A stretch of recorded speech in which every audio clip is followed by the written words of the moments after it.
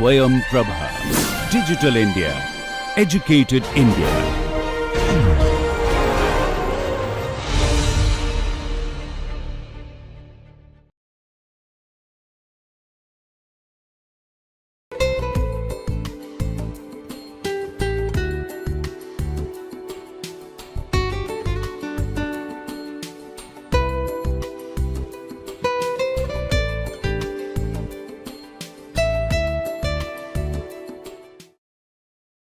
Hello everybody, welcome to the third module of Scientific Foundations of Stress. In today's module, we shall discuss about the types of stress and what are the effects of stress on behavior. But before we go into the details of it, let us just do a brief review of what we've learned so far. So, what are the major points that we should remember about stress? Stress can strike anybody and everybody at any point in time, and we all experience different types of stress. Now, what is the concept? What is the feeling of stress, or how do we feel when we are stressed? Most of the times we are overloaded, we are exhausted, we have this wound up feeling, we feel tight, there's a sense of being stuck up, there's a sense of feeling overwhelmed, and also primarily we feel very worried about what is going on in our lives. Stress, we've seen that it can be also good for the performance, and that is known as eustress. So, eustress is that part of stress that helps us to do well. When the stressor becomes more as compared to and the performance falls, then it's known as distress. Now, we have also seen that if the stressor continues for long, it has harmful effects. If a person is overstressed, as we were talking right now, there are harmful effects, and it interferes with the regular living conditions or normal day-to-day life.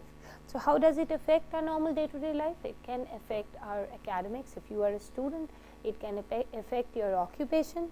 If you are a doctor or a nurse, or if you are a teacher, or even into a job, it may affect your cognition, it may affect your interpersonal relationships with people, and it may affect your daily overall well-being and finally your quality of life.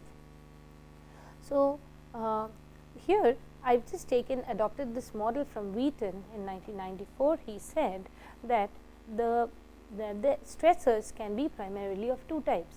One is an event stressor and the other is a chronic stressor. And what do we understand by an event stressor? An event stressor is an acute stress, generally due to some particular event that is happening, that has suddenly happened in one's life. So, it could be something that one was completely not anticipating. It was an unexpected stressor. So, it could be some of the examples that I may talk of when I am talking of an event stressor or acute stress are natural calamities, suddenly the effects it has struck, or failure in an exam, or interviews, presentations, if you have placement interview, or if you have a submission to make. These may be a sudden stressor. A recent relationship breakup which has happened suddenly, loss of a loved one, sudden findings of an illness, of a severe illness, some deadline that has to be met soon, accidents, and also some daily hassles may act as a stressor, like when you are going to your job, suddenly your car has broken down when you have to attend a very important meeting, or there is a roadblock, and that is why the trains are not going, and that is why you cannot reach a place. So, or if say for a lot of women who have to keep the house, if the maids do not turn up, it is a very important stressor for them, and it can act as an acute stressor. So, now these are some of the events that may actually cause stress.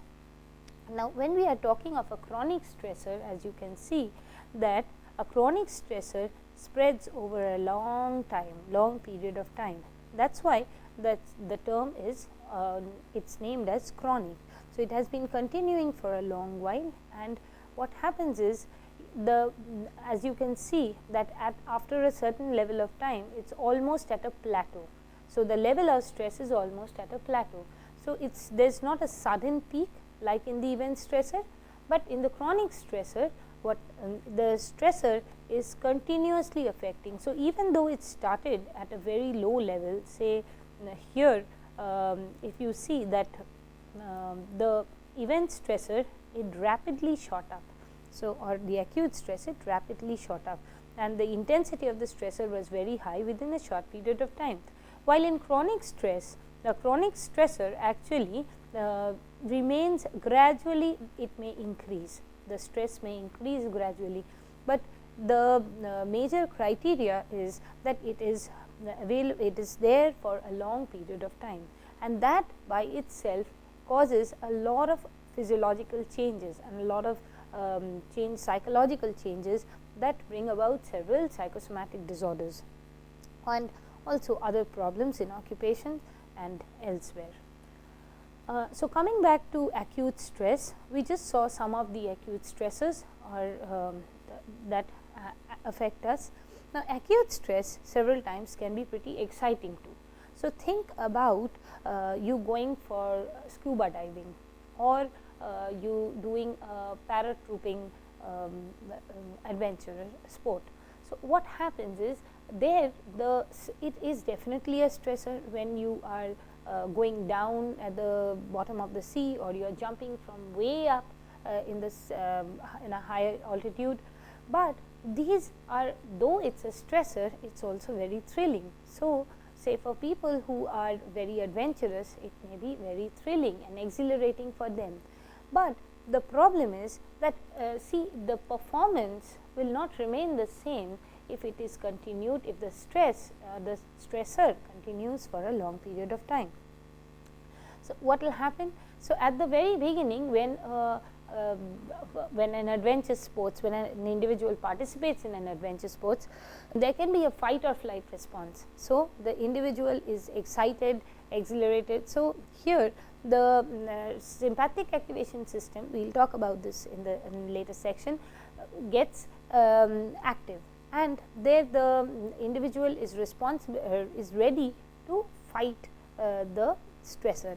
So, the body is active to address the situation, and if this sympathetic activation can continue for a certain period of time. If it continues for more than that, what happens is the body gets exhausted. So, if the acute stress would continue, so imagine that intensity of the event, if it continued for a longer time period, what would happen to the individual? He would naturally feel very exhausted, and that would also affect his cognitive abilities. So, though the adventure sports and the thrills of acute stress can be extremely exhilarating, but it is fun for short periods of time, and if it continues for long, it can be really tiring and draining. So, some of the effects of acute stress are physiological changes. So, they may cause also changes in the emotional level. So, emotional changes, cardiovascular changes, and digestive changes. So, we see that most of these physiological changes, we will address this in this next section. Some of the emotional changes that happen are like snapping behavior, anger, irritability, alarmed signal, so or hypervigilance that may happen with acute stress. Some cardiovascular changes can be palpitations, many times a high BP, and a lot of other sympathetic activation related problems. In fact, several stress, of course, that is for chronic stress primarily, in several stressors may also cause the changes in the endocrinal system of the body. So, that brings about dysregulation of the several glands and brings about other symptoms like an aggravation and exacerbation of hypothyroidism, of changes in the blood sugar level, etc. Digestive changes are also very common in the presence of an acute stress or in the presence of an event stressor. So, it could be problems with stomach upsets, problems in digestion, constipation, irritable bowel syndrome, and of course, irritable bowel syndrome happens with many people affected by chronic stress also. So, now these changes definitely, if the stressor is for a short period of time, then these changes are transient. But if imagine that if a stressor goes on for a long period of time, these changes become more prolonged and stamped in the body system, and what happens is the individual suffers from several illnesses related to these changes. So, that brings us to a very important point. So, we have been talking about acute stress and chronic stress and how stress can be deviously harmful to an individual, but we must remember that these can be treated and managed, and acute stress can be very well managed through several lifestyle changes, and also several times if the stressor is not being able to done without and the individual is exhibiting symptoms of chronic stress, then therapy is very important. Many times we come across individuals suffering from phases of acute stress. So, that can be a little dangerous, like you see that if a person is suffering from today there is an event that is affecting him, that is causing him immense stress. After a few days, if there is another event about which he is really stressed, or rather which is stressing him a lot, then we will have to see that if there are any personality variables that are related to his stressful condition. So, many times personality variables may be a huge or an important factor. We have spoken about personality earlier, we will talk about it a little more later in details. So, personality variables can also be a very important factor in stress. So, an individual who often expresses acute stress or undergoes acute stress may be prone to stress. So, now when we are talking of being prone to stress, it does not mean that the individual is calling the stresses towards him, but what happens is that he takes or he perceives that situation as stressful as compared to another individual who would not. So, that brings us to the way he actually looks at a situation. So, it could be some of the cognitive factors that are at play. It could also be a personality type. So, that is actually responsible for him being stressed. Now, several times we see that such individuals are unaware that the cause of stress is they themselves. So, it has nothing to do with the stressful situation only. So, it could be that it is because the individual has a certain personality type that he actually is getting more stress than others. So, that brings us to chronic stress. So, we have spoken about chronic stress spreading across a large period of time, a chronic stressor, and the level of stressor may or may not be on the same intensity as an acute stressor, but the most important factor is that it is present for a prolonged period of time.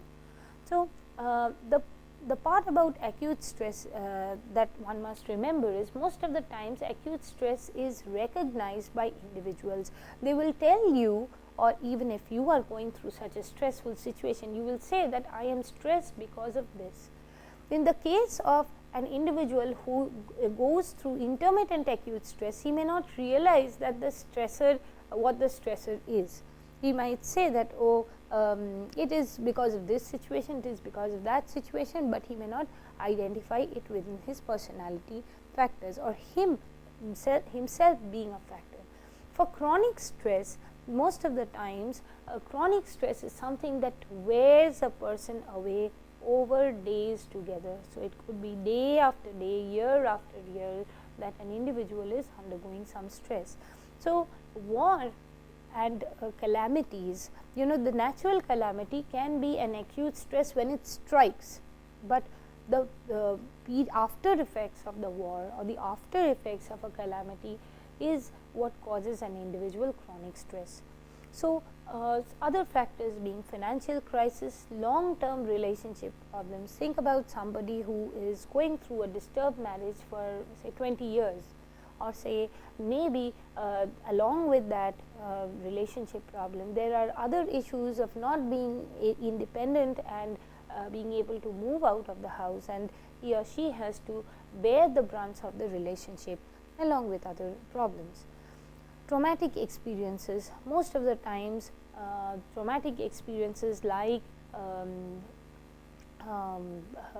abuse, childhood sexual abuse, and several times otherwise physical abuse may cause extreme stress to an individual, and many times we come across people who have been undergoing these experiences for quite some time.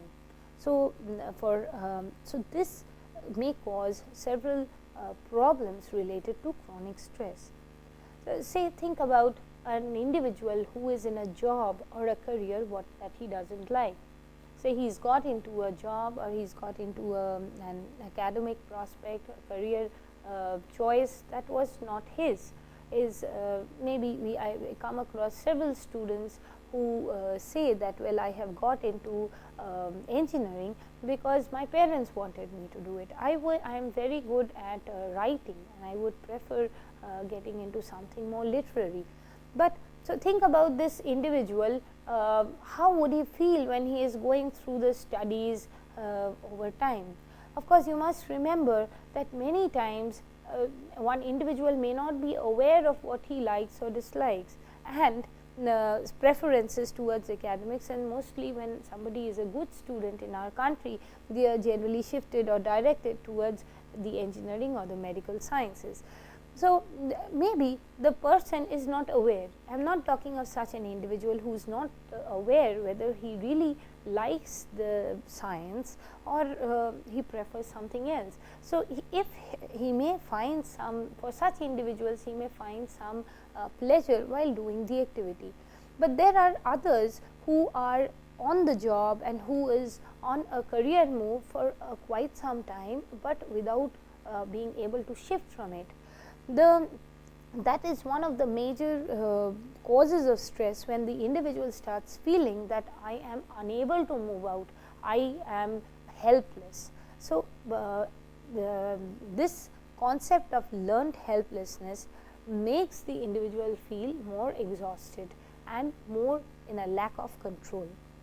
Now, several times chronic illnesses and can also be one of the stressors, especially if somebody is going through financial crisis or his family is going through a lot of adversities because of a chronic illness that may cause stress by itself. Dysfunctional families, where there are conflicts in the family, lot of fights and other related factors like abuse, physical abuse, or maybe financial crisis or other problems creeping in, moving from one place to the other, may also be a part of the dysfunctional family pattern. So, these may add to chronic stress issues. Now, I was talking about learned helplessness. Seligman introduced this principle, and he spoke about individuals who feel helpless once they have this sense of lack of control over the situation. So, now several times traumatic childhood experiences may make an individual feel internalize these symptoms and feel that, well, I cannot control the situation, I shall be a victim of circumstances no matter when and what the situation is. So, I will be a victim of circumstances throughout my life. So, several times such a sense of helplessness is actually imbibed into the personality pattern, and that aggravates the stressful situation. Earlier I was talking about the common signs of an event stressor or an acute stressor. Now we shall talk about this common signs of chronic stress. So, many times we see an individual in chronic stress also exhibiting the same symptoms or similar symptoms as in acute stress. So, some of the physical signs being dry mouth, difficulty in breathing, pounding heart, stomach aches, chronic headache, and also the psychological signs of irritability, problems in concentrating, focusing and attention in something. There is a narrowed perception of, I was talking of losing of control, and frequent feelings of fatigue. But this, what is the difference between acute stress and chronic stress when we are talking about the symptoms? What happens is that these symptoms of physical and psychological symptoms, these signs also affect the individual in a prolonged way. So, if it continues for a prolonged time. So, what happens is that you will see such people often complain of digestive problems, often have severe problems with psychosomatic illnesses like migraine, tension headaches, and some of the symptoms they also have that affect their digestion, sexual activity, and cognition. In fact, chronic stress may also have a huge effect on the growth of the individual. Now, to come to the effects of chronic stress on performance, we often see that individuals say that during a stressful situation, I have lost my appetite. What happens is digestion is a parasympathetic activity. So, during stress we already know that the sympathetic activation system is functioning. So, the sympathetic system being activated, the sympathetic nervous system being activated, it makes an individual vigilant and aroused, but it suppresses appetite. So, several times an individual may say that I don't feel like eating, I lost my appetite. Many times you will see that due to in chronic stress, due to the increased secretion of acids in the stomach, and due to the feeling of low appetite, there are perforations in the stomach wall, and they may result in ulcers. So, a person who is having ulcers for a long time or is complaining of peptic ulcers may actually be suffering from chronic stress. So, indigestion and constipation are also related to chronic stress problems. In fact, we will see that irritable bowel syndrome is also a symptom of chronic stress of an individual going through chronic stress. So, stress also affects the sexual activity of an individual. So, sexual arousal and reproduction are inhibited by the physiological concomitants of stress. So, what happens is in males, the testosterone is dysregulated, and it also reduces the concentration of estrogen in females. So, the sexual activity and the interest in sexual activity is also reduced during a stressful situation. And of course, we know that stress has its major effects on cognition. So, we often see that such stressful individuals complain of not being able to concentrate, as I was talking about, also have problems with memory. So, they can't remember things for long, and many times they have severe working memory problems. Also, what happens is a chronic change, a change in the overall belief system towards the cognition towards the world, self, and future. So, it is more like because of the stressor being affecting the individual for long, and especially when the individual starts feeling that I cannot deal with the situation, it aggravates this sense of belief that I am not good enough to deal with the situation, or the world is adverse towards me, there is no hope. So, several times such stressors and chronic stresses may also lead to depression. Now, we have seen that stress also affects growth. How does it do that? So, during stress, the sympathetic nervous system releases various digestive the release affects the release of various digestive enzymes, and several nutrients of the body are not absorbed. So, that by itself causes nutritional deficits leading to growth problems. So, the growth of an individual is affected because of the nutritional deficits, which is actually related to the secretion of the digestive enzymes. What happens in adults when the stress hormones are disrupted? So, what stress hormones are released? So, the stress hormones actually disrupt the processes by which the body reconstructs itself through the use of calcium. So, you will very often see that an individual going through chronic stress may exhibit symptoms of brittle bone. So, there is a disintegration of bone because of the nutritional deficits and also because of the calcium deficits in the body. So, stress may also, long term stress may also affect the calcium uptake absorption of the body, and that may in turn affect the bones. So, finally, to sum it up, what we have discussed today is the various types of stress and effect of stress on behavior, that is primarily cognition, sexual activity, digestion and growth.